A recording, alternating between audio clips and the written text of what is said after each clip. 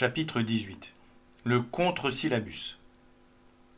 Un autre aspect étonnant de l'analyse de Gaudium et Spes, c'est son parfum d'inéluctabilité. Elle insiste sur l'idée que l'issue des phénomènes sociaux qui y sont décrits est inévitable. Ainsi, le processus du changement initié par la Révolution serait irréversible. Or, compte tenu de la situation inquiétante du monde au moment de la rédaction de Gaudium et Spes, un tel constat aurait dû, au minimum, alerter l'auteur sur l'issue fatale de ce processus irrévocable. Le poids de la charge de pasteur d'âme supposée reposer sur ses épaules et sur sa conscience aurait dû faire trembler M. Montigny. Le devenir du troupeau qui lui avait été confié n'était-il pas compromis par cette perspective définitive? Comment alors ne pas s'inquiéter de ce que ces changements sociétaux inéluctables incarnassent les signes avant-coureurs du règne de l'Antéchrist? Car si, effectivement, la situation ne devait plus changer, mais au contraire tendre à se dégrader toujours plus, et que l'humanité entière continua à sombrer dans le matérialisme et l'idolâtrie, cela ne confirmerait-il pas les craintes qu'avait exprimées le pape Saint Pie X au début de son pontificat, à savoir que nous serions manifestement entrés dans les derniers temps? Pourtant, ce n'est pas du tout ce qui est exprimé dans Gaudium et Spes. La construction du document lui prête, derrière un réalisme de façade, un côté fataliste par le choix qui y est fait de s'accommoder du mal et d'essayer de vivre en paix avec lui. En effet, la première partie est rédigée comme une étude sociologique, se contentant de décrire des observations sans juger des faits. Et si son constat et sa description du monde peuvent paraître relativement corrects, où sont les mises en garde contre les transgressions que le monde incite à adopter? Où sont les rappels sur les dangers qu'elles représentent pour le salut? Ne devrait-il pas être conjoint à cet inventaire angoissant? Ne sommes-nous pas face à un écrit pontifical ou prétendu l'être? Or, dans cette partie du texte, on ne trouve qu'une prise de hauteur, comme si l'Église observait le monde avec bienveillance, le comprenait et souhaitait s'y associer sans porter de jugement sur les conséquences de certains comportements, comme si la religion était une affaire de conscience, une affaire privée, comme si désormais tout cela n'avait plus tellement d'importance, comme s'il fallait faire avec, puisque telle était la situation, et enfin, comme si les fulminations, les anathèmes, les excommunications et les condamnations n'avaient plus d'importance parce qu'elles appartenaient à un autre âge, définitivement révolu. Le problème, c'est que cette posture n'est pas catholique, mais libérale. En se positionnant ainsi, la contre-Église ne s'appuie pas sur la pierre angulaire qu'est le Christ. Elle ne bâtit donc rien d'éternel, ni même de solide.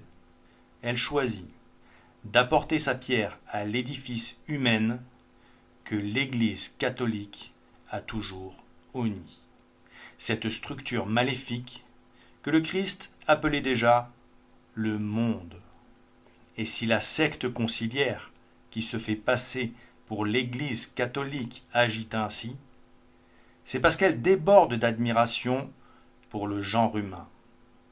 Cette quasi-fascination est palpable dans Gaudium et Spes, notamment dans le passage qui évoque la puissance, entre guillemets, de l'intelligence humaine et prête à cette intelligence humaine des qualités pratiquement surnaturelles puisqu'elle étendrait son empire sur le temps. Sur le temps aussi, l'intelligence humaine étant en quelque sorte son empire. Pour le passé, par la connaissance historique. Pour l'avenir, par la prospective et la planification. Les progrès des sciences biologiques, psychologiques et sociales ne permettent pas seulement à l'homme de se mieux connaître, mais lui fournissent aussi le moyen d'exercer une influence directe sur la vie des sociétés par l'emploi de techniques appropriées. En même temps, le genre humain se préoccupe, et de plus en plus, de prévoir désormais son propre développement démographique et de le contrôler. Or, c'est une chose que de rendre hommage à l'intelligence humaine, d'admirer la science et de considérer qu'au fond, les scientifiques dignes de ce nom sont des hommes en quête de vérité. Car n'est-ce pas ce qu'ils cherchent quand ils tentent de percer les mystères du vivant? Il est donc sain d'avoir de la considération pour ces hommes qui, en aimant, recherchant et défendant la vérité qu'entrevoit la science, ont le loisir de se rapprocher de notre Seigneur Jésus-Christ, qui est la vérité, qu'ils pourraient reconnaître pour peu qu'ils acceptassent de collaborer avec la grâce.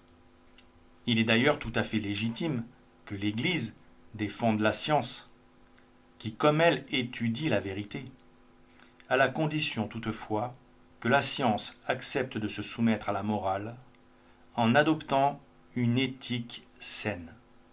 En revanche, c'est une toute autre chose que de la soutenir sans condition et de tolérer qu'elle se fourvoie en enfreignant les lois divines et en orientant ses recherches pour trouver des applications permettant aux hommes de pécher.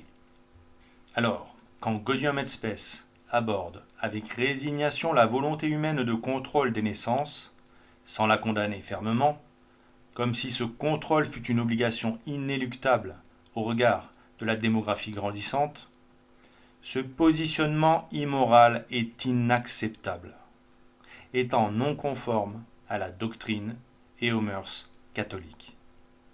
Car même si l'on peut lire dans cette encyclique, au chapitre 51, article 3, en ce qui concerne la régulation des naissances, il n'est pas permis aux enfants de l'Église, fidèles à ces principes, d'emprunter des voies que le magistère, dans l'explication de la loi divine, désapprouve. Mais la note de bas de page qui est associée à cette phrase, la note de bas de page 118, après avoir donné les références du magistère des papes précédents, Pie XI, Pie XII, cette note précise immédiatement, par ordre du souverain pontife, Paul VI, certaines questions qui supposent d'autres recherches plus approfondies ont été confiées à une commission pour les problèmes de la population, de la famille et de la natalité pour que, son rôle achevé, le pape puisse se prononcer. L'enseignement du magistère demeurant ainsi ce qu'il est, le concile n'entend pas proposer immédiatement de solutions concrètes, ce qui laissait supposer que la question était en suspens. Nous y reviendrons dans les chapitres suivants. Mais non, décidément, Gaudium et Spes n'est pas un texte catholique. D'ailleurs, pour bien le comprendre, il faut lire ce que l'auteur, proche de conclure, ajoute au chapitre 87 dans l'article 3. En effet, après avoir évoqué l'espoir de voir les hommes construire ici-bas une paix universelle, garante de la prospérité de tous les hommes sur terre et de la nécessité pour y parvenir d'établir une communauté internationale garante de cette paix bâtie par les hommes sans le Christ, l'auteur du texte glisse cette affirmation très hypocrite.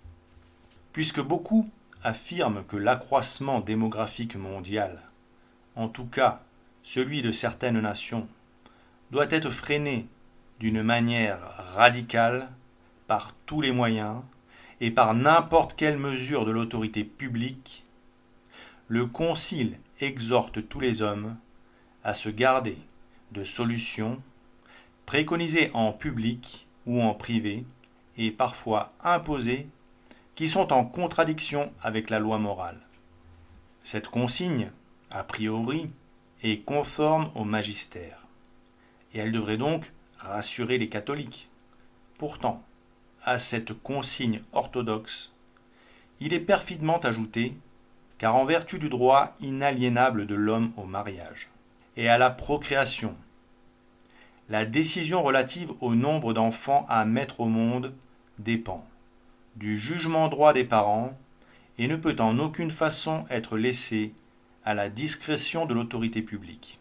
Mais comme le jugement des parents suppose une conscience bien formée, il est très important de permettre à tous d'accéder à un niveau de responsabilité conforme à la morale et vraiment humain qui, sans négliger l'ensemble des circonstances, tienne compte de la loi divine.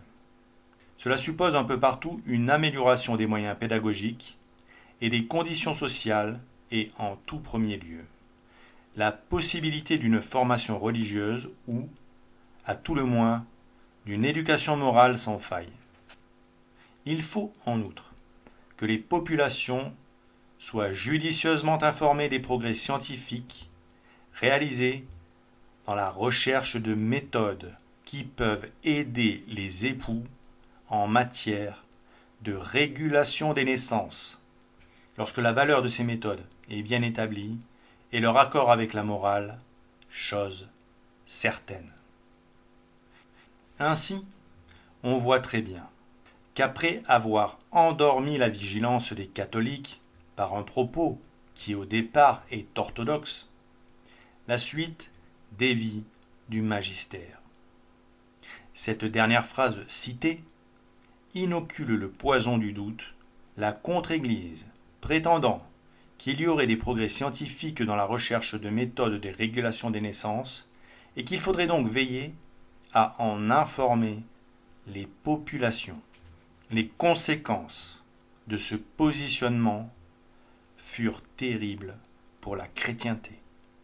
Et l'on peut affirmer que dès 1965, cette fausse Église fit couler à pic tous ceux qui quittèrent l'arche salutaire de l'Église catholique pour rejoindre cette secte diabolique, non pas parce que cette fausse Église fut prise dans le tourbillon qui bouleversa et transforma radicalement le monde au XXe siècle, mais plutôt parce qu'elle fut une actrice de premier plan de ces changements, car hélas, comme un poison qui agit lentement, mais sûrement, la nouvelle doctrine s'attaqua au corps mystique du Christ, et ses membres agressés mirent du temps à comprendre la situation et à réagir en conséquence. Les dégâts et les pertes furent considérables. Pourtant, et cela est très déplorable, les fruits du grand chambardement qui se profilait étaient apparus si clairement aux souverains pontifes que jusqu'au dernier, ils avaient mis en garde les catholiques. On retiendra par exemple cette déclaration du dernier d'entre eux, le pape Pie XII, qui en 1950 décriait tout ce que décrit avec tant d'admiration Gaudium et Spes. Ah, si nos philosophes et nos théologiens s'étaient efforcés de tirer de l'examen prudent de ces systèmes, les nouveaux systèmes de pensée charriés par le siècle, l'avantage que nous disons, il n'y aurait, pour le magistère de l'Église, aucune raison d'intervenir. Toutefois, même si nous tenons pour certain que les docteurs catholiques se sont gardés en général de ces erreurs, il n'est pas moins certain qu'il en est aujourd'hui, tout comme aux temps apostoliques, pour s'attacher, plus qu'il convient, aux nouveautés dans la crainte de passer pour ignorants de tout ce que charrie un siècle de progrès scientifique. On les voit alors qui, dans leur prétention de se soustraire à la direction du magistère sacré, se trouvent en grand danger de s'écarter peu à peu de la vérité, divinement révélée, et d'induire avec eux les autres dans l'erreur.